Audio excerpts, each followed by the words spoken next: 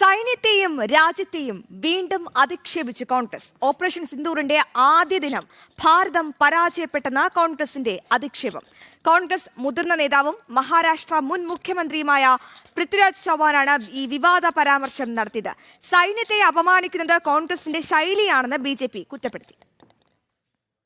Operation സിന്ദൂറിനെയും സൈന്യത്തെയും അപമാനിക്കുന്ന പ്രസ്താവനയാണ് കോൺഗ്രസിന്റെ മുതിർന്ന നേതാവും മഹാരാഷ്ട്ര മുൻ മുഖ്യമന്ത്രിയുമായ പൃഥ്വിരാജ് ചവാൻ നടത്തിയത്. ഓപ്പറേഷൻ സിന്ദൂറിന്റെ ആദ്യ ദിവസം തന്നെ ഭാരതം പൂർണ്ണമായും പരാജയപ്പെട്ടു. അരമണിക്കൂർ നീണ്ട വ്യോമാക്രമണത്തിൽ തന്നെ സൈന്യം പരാജയപ്പെട്ടു. ഇന്ത്യൻ യുദ്ധവിമാനങ്ങൾ പാകിസ്ഥാൻ വെടിവെച്ച് വീഴ്ത്തി. വ്യോമസേന പൂർണ്ണമായും അടിയറവ് പറഞ്ഞുവെന്നുമുള്ള ലജ്ജാകരമായ പ്രസ്താവനയാണ് കോൺഗ്രസ് നേതാവ് പൃഥ്വിരാജ് ചവാൻ നടത്തിയത്.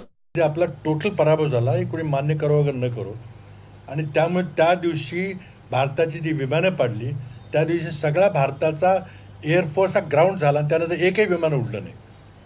तर कुठेही विमान उडलं की पाकिस्तानचं तुमचं विमान ग्वाल्हेर असेल किंवा भटिंडा असेल किंवा सिरसा असेल तिथं वाढायची शक्यता असल्यामुळं आपलं कंप्लीट एअरफोर्स ग्राउंड झालं.